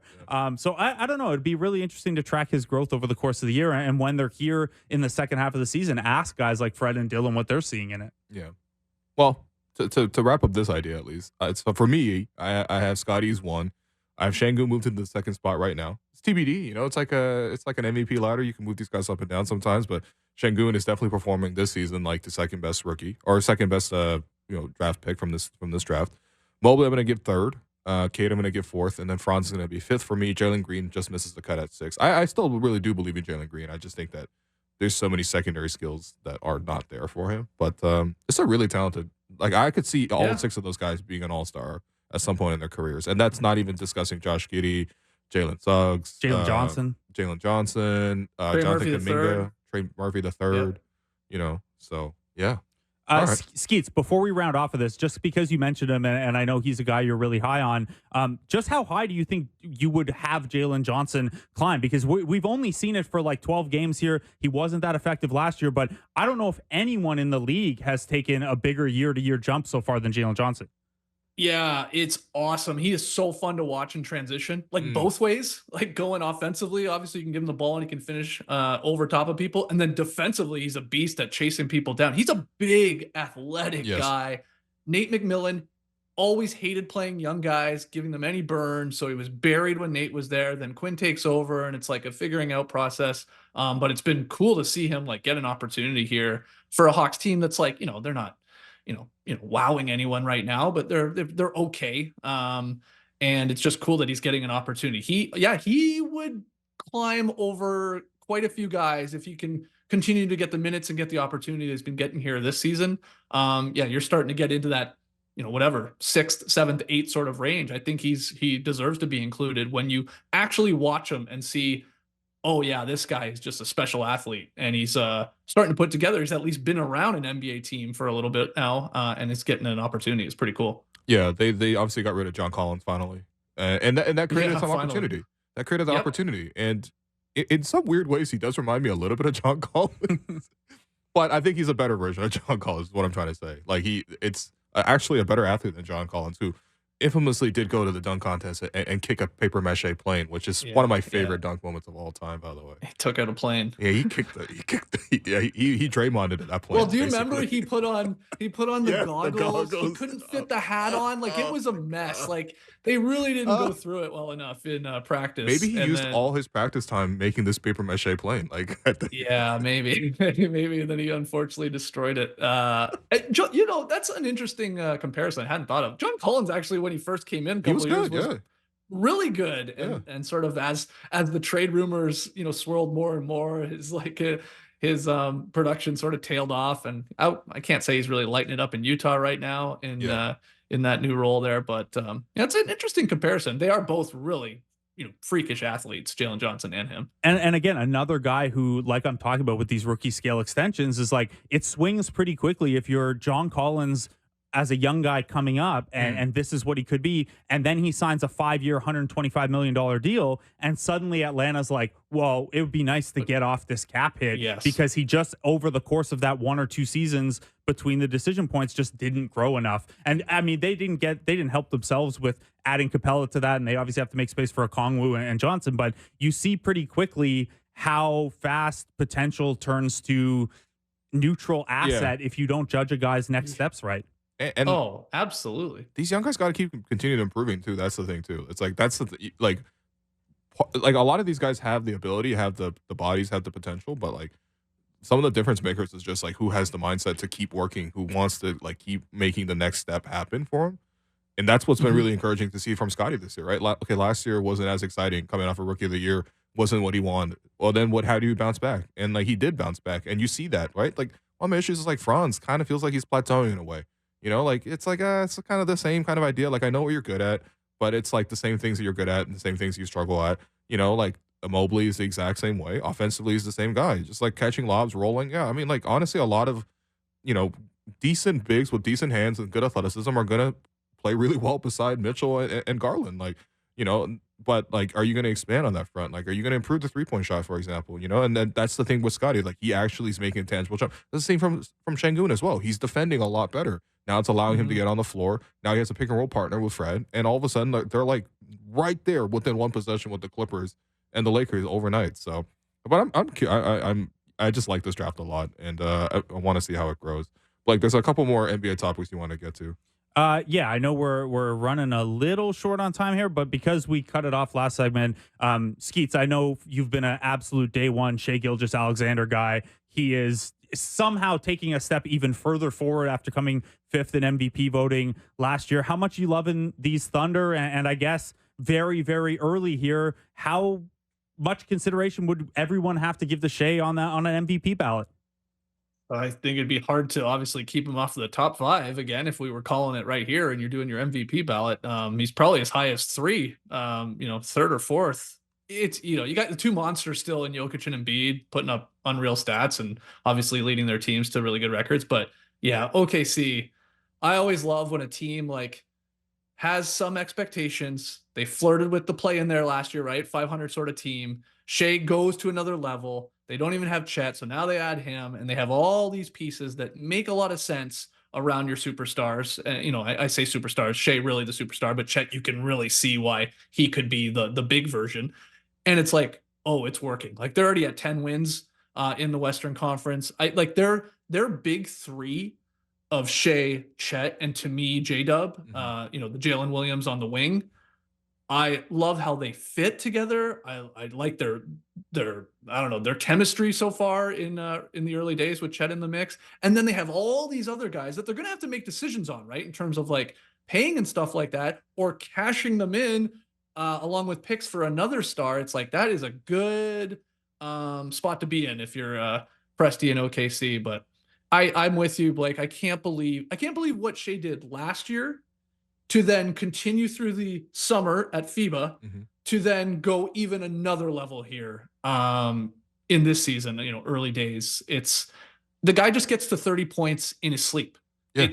I don't even know how he does it. I watch these games. I'm like, oh, he's got 33 points. He's got 3 steals. He's like, and he just completely fills the box score and it feels so effortless.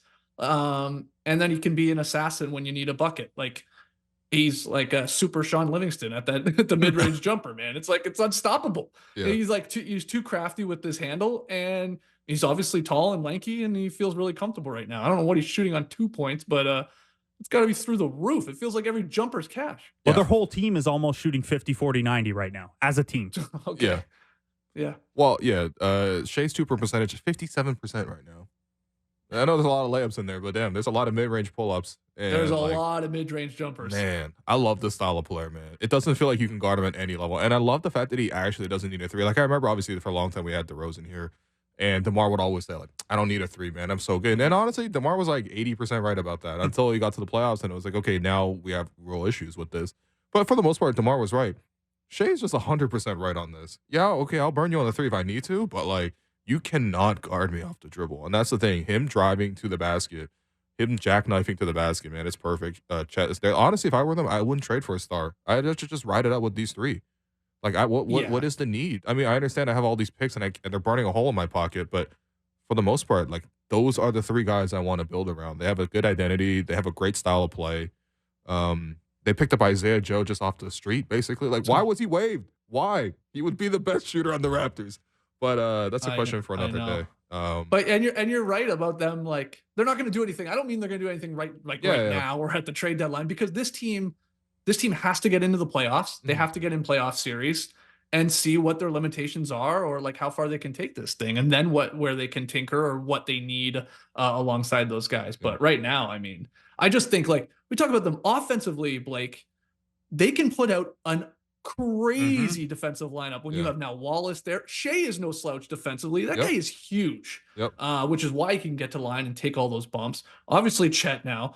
I think J-Dub is an incredible defender. Like, it goes on and on and on. Like, the guys that they can just, like, they can put out an all offensive line. They can put out an all defensive line.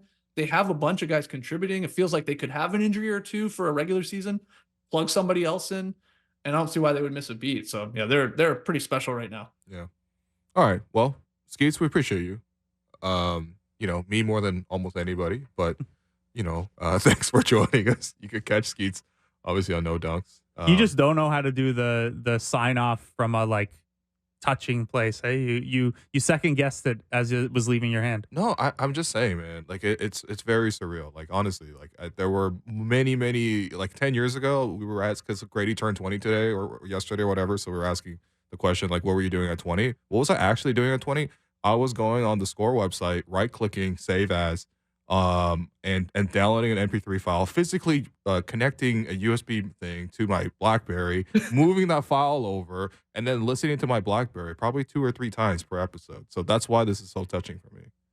So anyway, Skeets, I appreciate it. Well, thank you. Hey, and can I say good luck, guys, in the upcoming charity basketball game that you guys are coaching and playing in? Yeah. These guys are toast, Skeets. Oh, yeah, Blake's you're coaching against them. Yeah. Well, you know, I'm looking forward to Jerome carrying the team. I know he got us sick mid-range jumpers. Speaking of Shai. Yeah, I was going to say. A man who's nothing like Shai, but does have a nice midi. Cool Canadians. Yeah, sure. Yeah, there you go. All right, Skeets. Well, I'm going to say goodbye for the third time. Okay, we're going to take another break, our last break. I've been your host, Willow. You've been listening to The Raptors Show on the Sportsnet Radio Network. Welcome back to The Raptors Show on the Sportsnet Radio Network. I'm your host, Wayne Liu. For the final segment, I'm joined by another 2 bloggers turned podcasters that I strongly admire, Blake Murphy and Alex Wong. I want both of you guys to know that I've also right-clicked, save as, and moved files over onto my BlackBerry for you guys as well. All right? Yeah, probably some Fangraphs pods that you were on. Damn. And then, of course, you with the original Stephen LeBron radio. If people don't know, check it out. Yeah, Zach Lowe was on that one. The files are not available anymore. They are on my hard drive. Anyways, we have to get to this segment. We'll appreciate the heartfelt sentiments. Just tell me off air. Okay. Wow. So earlier this week or last week, you know, Jason Tatum found out that his nickname in China is translated in English to "cute rabbit," and it did remind me of a trend, and I think this comes up occasionally online of, like, you know, Giannis's, because of his, like, last name Antetokounmpo. It's got a lot of letters in it. In China, he's known as, like, letter bro, which is like translate. Yeah, and, like, we always talk about nicknames here, in North America, and the nicknames are really lacking. We've pulled up the basketball reference pages. Yeah, but CP3. Yeah, Slim Reaper type. You know, Count of Monty Assist To. That's pretty hard. Yeah, that's my favorite. It sounds like you're saying C3PO, but having, like, a real difficult time saying it. C3PO hits a 3 to cut the lead to 43. But yeah, the Chinese nicknames I feel like should be appreciated a bit more, because, like, I mean, before we even play these clips, like, Will, you can explain this, Okay. you know, as a Chinese person. Oh, man. A lot of these names are derived from, like, using the Chinese language where it has, like, double meaning about the players, right? Yeah, it's really easy to make a pun in Chinese. Yes. A lot of words. First off, at least in Mandarin, there's like 4, like the same word sound will have like 4 different sounds, intonations of that sound. So it's really easy to like, and like for example, the word mom, the word horse, the word swear at somebody are all the same ma sound, You're right. but like different intonations. So it's really easy to make puns. Is what I'm trying to get at. Yeah, like Shaquille O'Neal is an example. His nickname in Chinese, in Mandarin, like translates to giant shark. And shark, sha yu, you know, is like the first sound, the same sound as like shack. Yeah, like in a way, right? So it's kind of like the play on that. So anyways, want to educate you guys on some of these names. And we had our friend of the program, Jeremy Jang. Did I say his last name right? No. Okay. Jeremy Jang, a.k.a. Jeremy Jung. Yeah, Jeremy Jung, photographer, super talented photographer. He's, you know, speaks very fluent Mandarin. So we had him record a few clips yesterday on these nicknames. So we're going to play them and then we're going to go through them. So here's the first one. Nicola Jokic is pork belly. In Mandarin, is 五花肉. So, why are you laughing, man? Sorry, man. Sorry. So Nikola It's pork Jokic, belly. Blake, Nikola Jokic's name in Mandarin translates to pork belly. Oh my God. Sorry. Thoughts? I mean, it's cool. I don't know how to repeat it, but it's 五花肉. Come Yeah. on, man. This is like Ni Hao on Turbo. yeah, it's I don't know. It's fun. It's fun. Yeah, that one's okay. I'm not gonna have an opinion on. Yeah. Let's rate these. I'm gonna give too these. many I'm of gonna give these? this an 8. Yeah. Yeah, there's another Jokic one too, isn't there? Is there? Yeah. Like, What's the other one? yeah, it was like it's much less friendly. I think it was like the rough translation is like fat cola or something like that. Yeah. Fat cola is because he drinks. He said one time he drinks like a couple liters of Coke every day. Well, that's when he was growing up. Yeah, he would. He said he would drink like a gallon. Yeah, so a he day. became fat cola. Okay, here's the next one. Norman Powell is Paul Kobe. In Mandarin, is 鲍科比. Yeah, so Norm's Called him nickname. Kirby. So Norm's nickname was like basically taken off Kobe because like Kobe's super popular in China, and he wore number 24 as well. So he picked up this nickname during the 2019 playoff run. 鲍科比. Yeah, there we go. Here's the next one. Stephen Curry is elementary school student. In Mandarin, is 小学生. So Elementary school student? because this is okay. Steph actually has another nickname that we can't say on Yeah, air. we can't say that. Because it's like got a swear word and stuff. But this other nickname is just because he's got like the baby face, like he looks like a young kid. Yeah, so Does it's give just, off a little youthful vibe. Yeah, I like little the youthful vibe. Is 小学生. Yeah, Yeah. 小学生. yeah. So I like That's that. Here's the next one. Clint Capella is pancake mamba. In Mandarin, is 吃饼曼巴.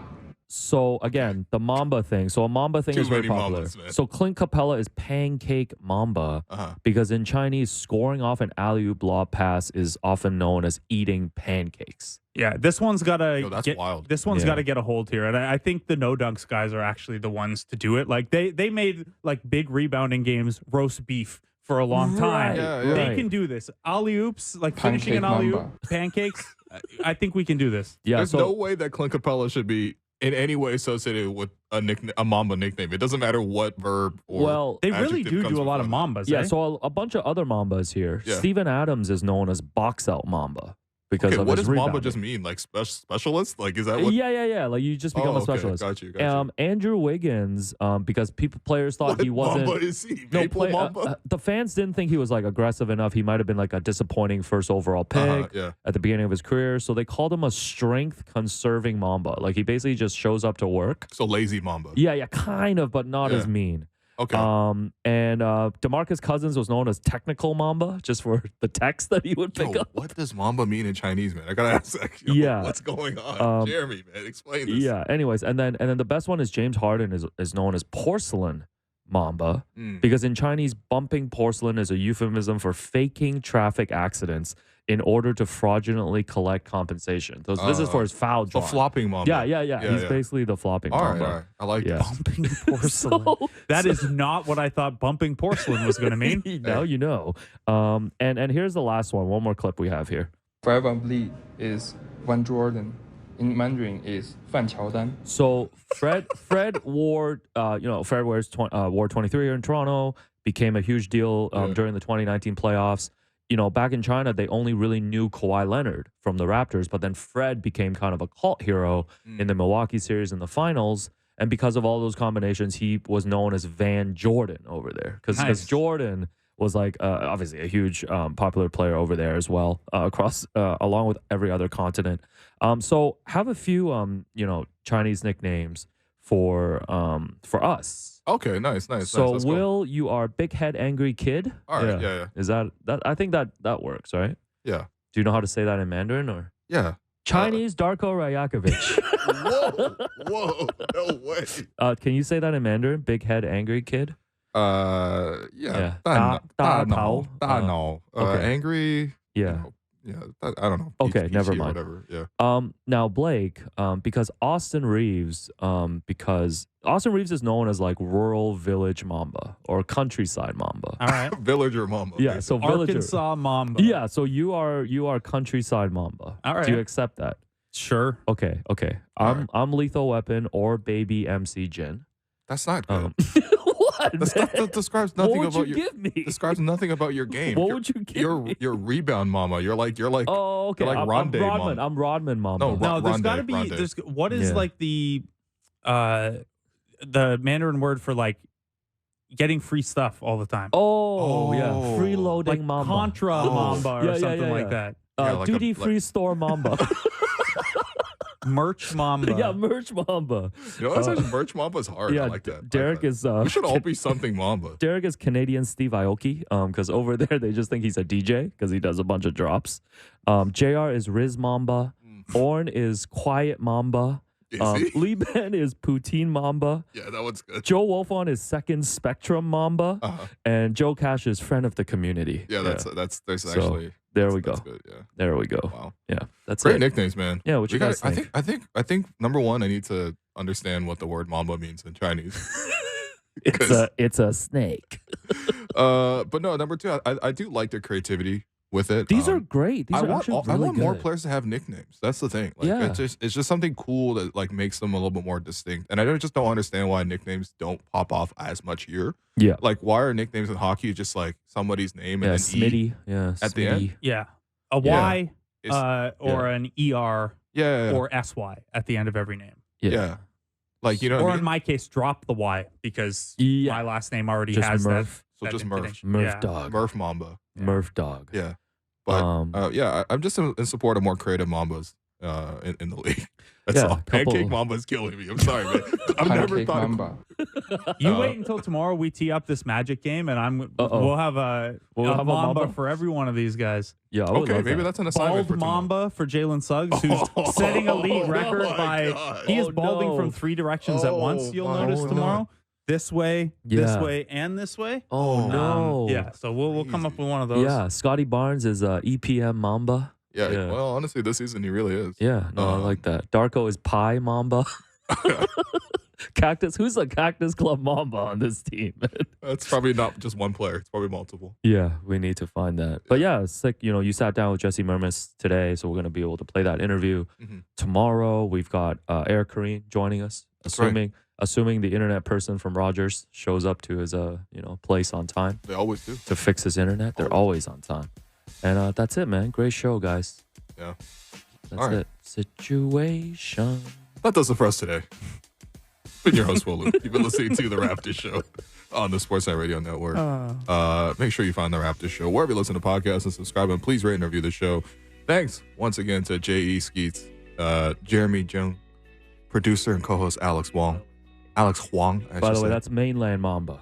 Oh, yeah, of course. That goes without saying. Yeah. Blake Murphy, our board producer, Derek Brandeo, Jennifer Olnick, David Sis, J.R. Manatad for helping behind the scenes. We'll be back to talk about the Raptors tomorrow. 吃饼曼巴。